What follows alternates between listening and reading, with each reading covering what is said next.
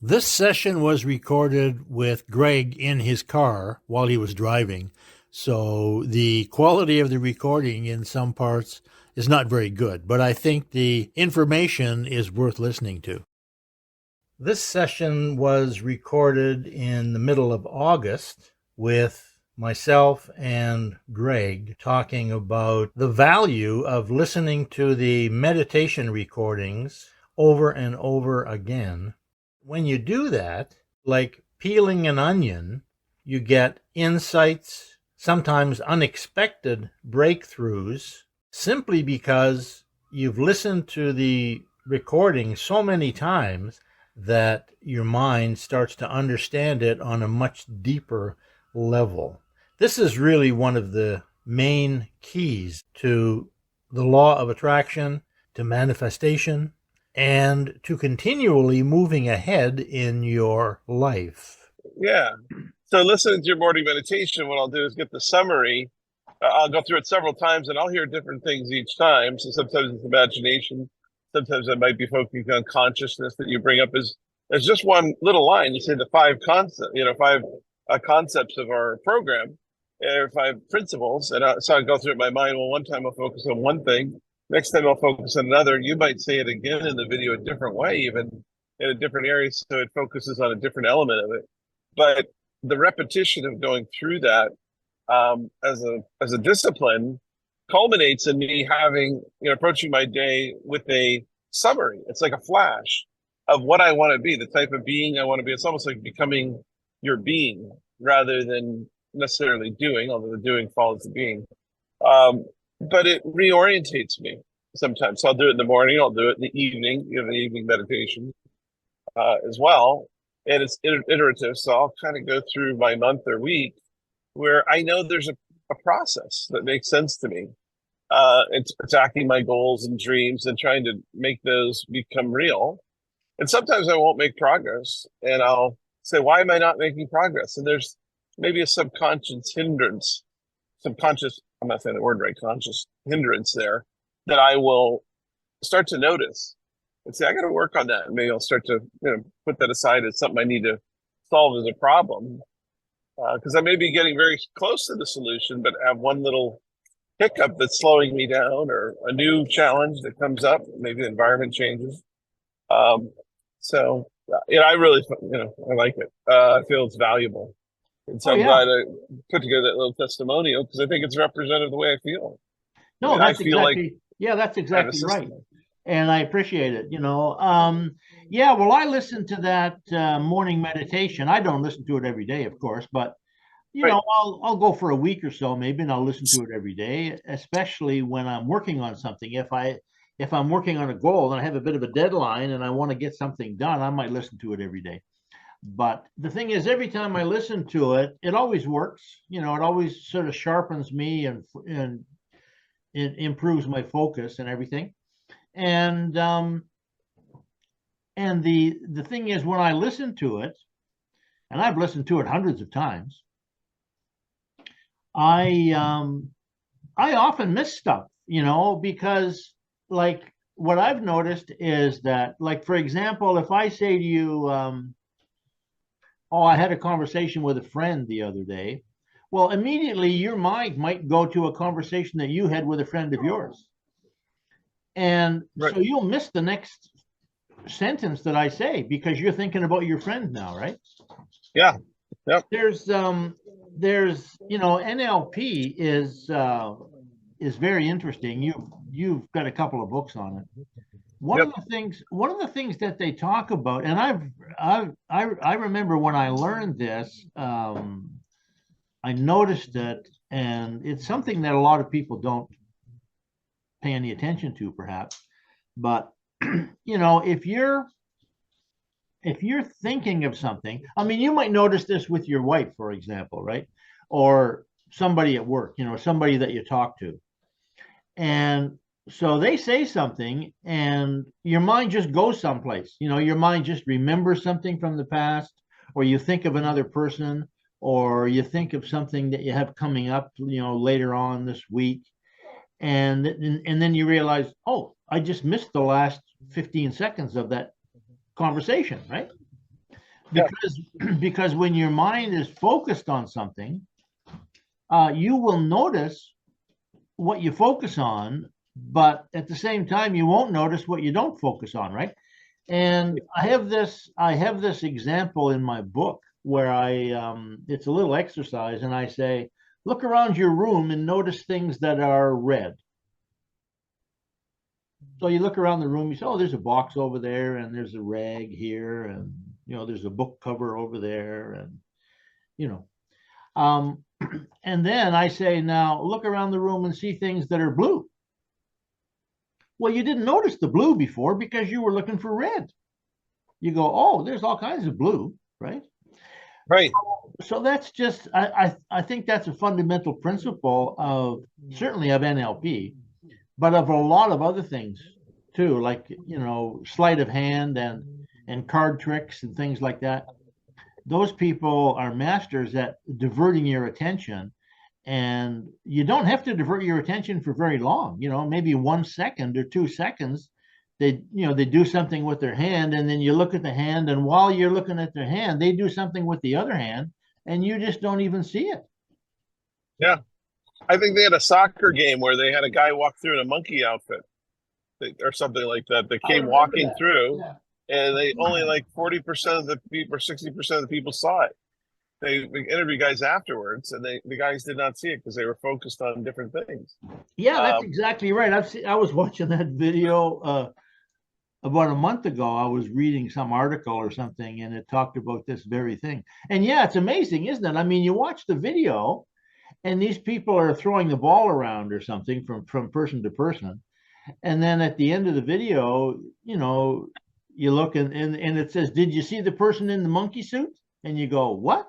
I didn't see any person in the monkey suit. Well, when you watch the video again, looking for the guy in the monkey suit, he's really obvious. He's walking back and forth and interacting with the people and stuff. But because you're focused on the ball, you don't notice. And so right.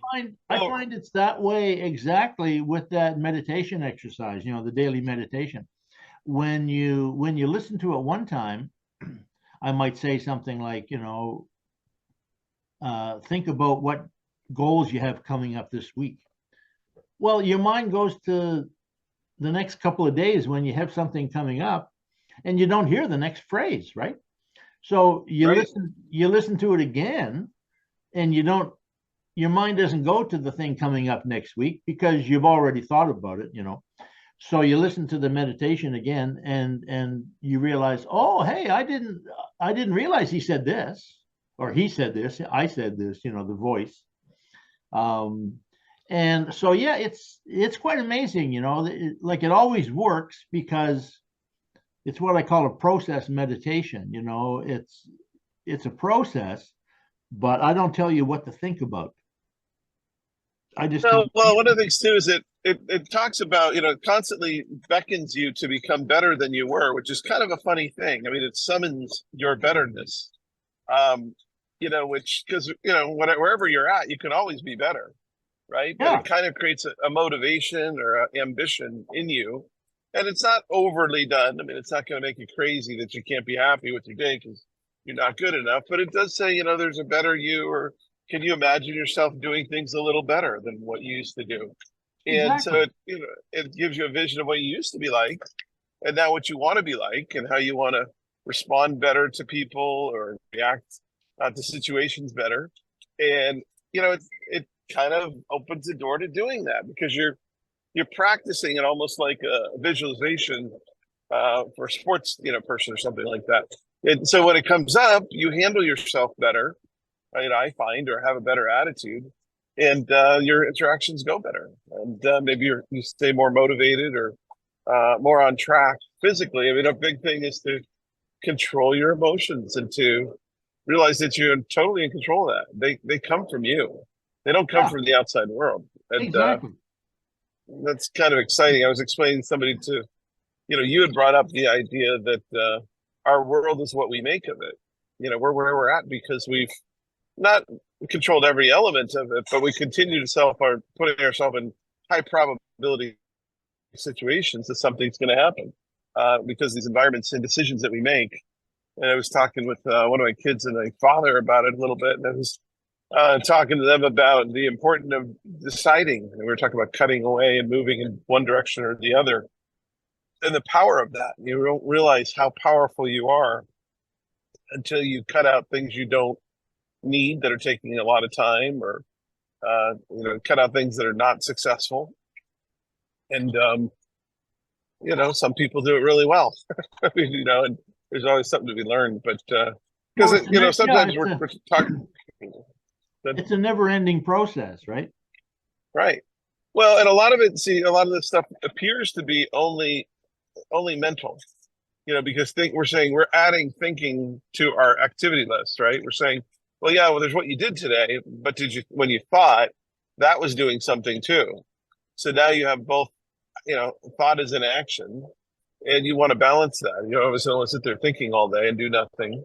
But when you do things, you want them to be well thought out, or you want them to be things you're responding to a situation rather than just reacting.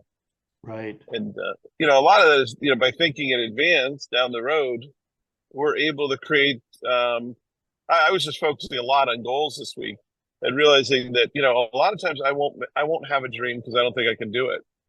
Or I won't have a goal because I don't think I can do it.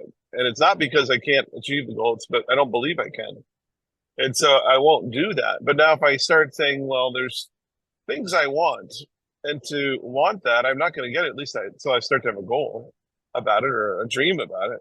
But if I add that dream or goal to my list, and then I start working back to the actions, it really makes me work harder. For example, I have to work a lot harder to do more, to get more. And exactly. Sometimes I'm kind of lazy and don't want to do that. No, that's true. Well, I mean, the whole thing begins with awareness, right? If you're not aware of whatever aspect we're talking about, if you're not aware of it, it's like, looking at the red and not seeing the blue, or watching the people pass the ball around and missing the guy in the monkey suit, right? Right. But once you suddenly realize, oh, hey, wait a second, there's a guy in a monkey suit, then you start to notice what's going on with the guy in the monkey suit. And I noticed that with feelings, especially, right? Like, for example, you might have a thought pop into your head. I'm talking about me here, but I'm assuming that you can relate. I'll have a thought pop into my head, oh, I should follow up with this guy. And then almost immediately, within a millisecond, I'll have a little thought that will knock me off that purpose, right? And it might be, if I were to articulate it, it might be something like, well, I'm not exactly sure what I'm going to say to this guy, so I'll wait till later. And then boom, next thing you know, a month has gone by and you haven't called the guy because you had that little thought pop up that said, I'm not really sure what I'm going to say, so I'll just wait. So that little thought, which might be a feeling, who knows, what's the border between thinking and feeling? It might be a little feeling that pops up that says, I don't want to call him if I'm not real clear what I'm going to say, right? So you just put it off. And then a month goes by and you realize, hey, I haven't followed up with this guy. He's going to think I'm a jerk now. I told him I was going to phone him back and I didn't, right? And it's just because you had that little thing pop up, which might be, you might call it a lack of clarity, right? Like, I'm not sure what I'm going to say, so I'll just think about it later and I'll decide what I'm going to say and then I'll call the guy. Well, you can have that thought in like a half a second. So you have the idea, oh, I need to follow up with this guy. Later, I'll do it later. And then it's gone, And so it's kind of like you don't ever think it through. You don't ever sit down and decide, okay, what am I going to say to this guy? What's my script or whatever? Because it's out of your mind now. You're not paying any attention to it. I just came across something this morning. I looked on my phone. I was just sitting here, waiting for the Zoom to come up, and I looked on my phone and I realized, oh, hey, I sent this person a message in April, and they emailed me back saying, "Hey, I'd really like to know more. Send me some more information." And I never got back to them. I blanked on the email. I just didn't notice it, right? So I'm gonna have to contact them. But yeah, so I guess my point is, that not seeing the monkey in a sense, right? You can be distracted by a thought or a word or a feeling or an emotion that just lasts. It's so short you don't even notice it, but it completely takes you out of your plan. Right. Hold on one second. I'm So writing down a number. So that's the value, I think, of listening to those kind of meditation recordings over and over again, is because you might listen to it 10 or 20 times, and then on the 21st time you sort of go, "Oh, hey, I didn't realize he said that," like he said "or" in there. I didn't realize there was an "or" in there. We would love to have you join us in this online community for $1 a day. You get your own PDF copy of the book upon which this entire training series is based, along with 2 powerful meditation visualization recordings. You also get a free copy of this Design Your Life workbook and a 4-hour video course that tells you how to use it to change your life step by step. You get lifetime access to all of this on day 1, and you can cancel your registration at any time. Just go to mindtimeandpower.com and click the link to join the online community.